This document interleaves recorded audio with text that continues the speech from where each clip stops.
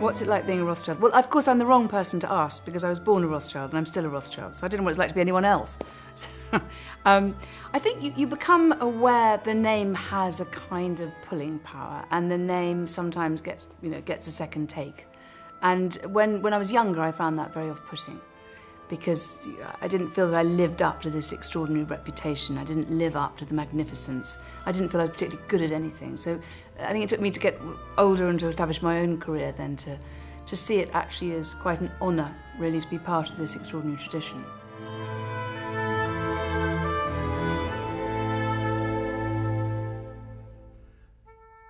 The story really begins in Frankfurt, in the Jewish ghetto in the city, and the name Rothschild comes from the name of the house of their ancestors, which was the House of the Red Shield. So the dynasty was really established by Meyer Amschel Rothschild, who was born in 1743 or 1744, and he set up home in Frankfurt. And he married a member of another Jewish family called Gütle Schnapper, and between them they had 19 children, of which 10 survived, 5 girls and 5 boys. So the Judengasse was in Frankfurt, and it was built to house originally, I think it was something like 60 Jewish families, and within a matter of decades, there were several hundred families. There were thousands of people living in a street that was a few yards wide, and I think it was about 100 yards long. The houses were so densely packed together that light hardly got in there. And now my family, the Rothschilds, lived in a house that was 14 feet wide. So you can imagine it was a very cramped environment. And you can also imagine what the impetus was to get out of there. It's very hard to imagine the extent of the restrictions. They had to spend every night in the ghetto. They had to wear clothing which identified them as Jews, and the parks had outside them a notice saying, "No pigs, no Jews." So it was an incredibly restrictive society, and therefore astonishing that Meyer Amschel Rothschild was able to do what he did. Jews were allowed to deal in coins, and coins were a big thing at that time because you had so many small states in Germany and elsewhere that they were collected. And somehow Meyer Amschel Rothschild became friendly with the Prince of Hesse and succeeded in first selling him coins, and then he was formally appointed as the coin advisor to the Prince of Hesse. So that was the big breakthrough. The business really expanded when Meyer Amschel brought his 5 sons into the family firm. And he did that by keeping one of them, Amschel, in Frankfurt, and the other 4 brothers went out to establish branches of what became the Rothschild Bank in other European capitals. So Nathan went to London, James went to Paris, Salomon went to Vienna, and Karl went to Naples. They were an enormously close family. They, in effect, escaped from the ghetto to those 5 capitals in Europe. And it was really the first time that there'd been a family that worked within a European community. And they had family rules about how they conducted their business.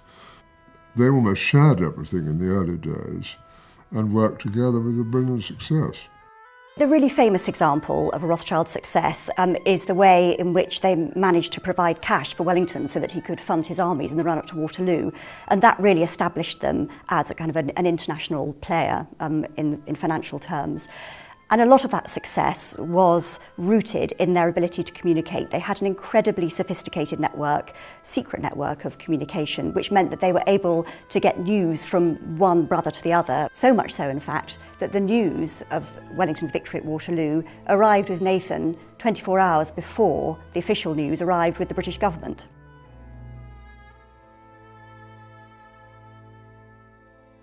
By the middle of the 19th century, the Rothschilds had become established members of British society. They were involved in finance and politics, and Nathan's son Lionel in 1847 was elected as MP for the City of London, but he wasn't, as a practising Jew, allowed to take his seat in Parliament for another 11 years until 1858, when an act was passed removing the bar to Jews taking the oath of allegiance. Lionel's son Natty was also very involved in politics. He gave advice to the government on financial matters, and in 1885 he was made the first Lord Rothschild, the first Baron Rothschild of Tring, and in doing so he became the first Jewish peer to take his seat in the House of Lords, following in his father's footsteps, I guess, within the political arena. There's an assumption that most Rothschilds are bankers, because of course that's what we were known for, and of course that's how our fortune was made. But over the centuries we've diversified, and so my grandfather Victor and my great aunt Miriam were very, very distinguished scientists. My great aunt Nika was a terrific kind of jazz patron. My aunts Emma and Victoria are academics. My niece Lily rides horses for England. My sister Beth is a gardener. We're a very, very diverse group. Banking remains, if you like, the thing we're best known for, but it's not necessarily the thing we're most proud of. I think there's a very strong tradition of philanthropy amongst the Rothschild family, and that evidenced itself not only in support of local institutions, but in particular towards good Jewish causes. And that's been a very strong accord between the Rothschilds, I think, even to this day.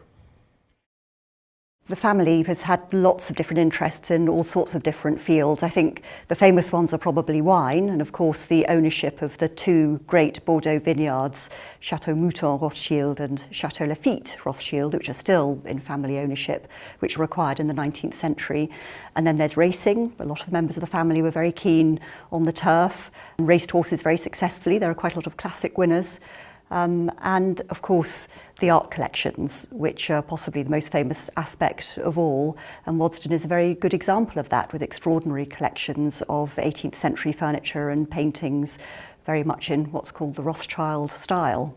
The original founding father, N.M. Rothschild, said that Rothschild women could only be employed as archivists or bookkeepers. So that rather narrowed down a woman's role in the family. So they had to find other ways, and one of the ways that they managed was actually to be custodians of the collection, and custodians really of the family's honour, if you like. So if you take this house, Waddesdon Manor, and you think about its history, Ferdinand built it, and the collection was brought together from very different disparate parts of the family. But it was his sister Alice who actually made sure that the collection stayed together. And Alice was an extraordinary woman. She was the person who introduced the very exacting standards. So the collection had to be put to bed over the winter. You could only touch something if you were wearing gloves. And the gardeners lived in terror of her, because she would go down to the borders and tell you, that needs deadheading, or that's the wrong colour pink or something.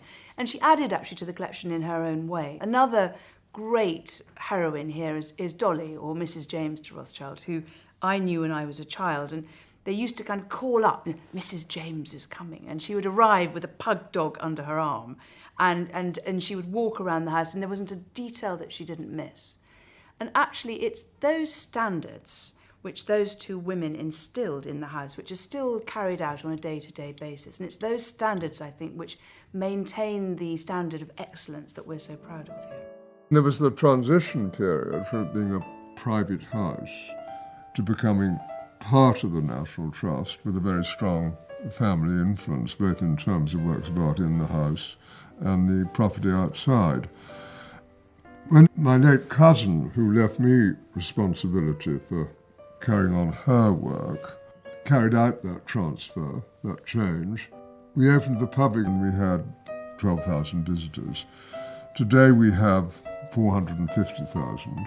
We've also added significantly to the collection here. We've made acquisitions which complement it, like, for example, the painting by Chardin. We do exhibitions which are both thoughtful and academic, and at the same time which have a popular appeal. There's a deep involvement here from our family, both from my daughter Hannah and from myself and from other members. I think with privilege comes responsibility, and if you're lucky enough, which I am and have been, to have been born into a family where there is so much opportunity and you're surrounded by so many beautiful things, that the opportunity to share that beyond yourself and the opportunity to explain the stories and put it into a wider context, I think, is something which I'm actually genuinely very excited by.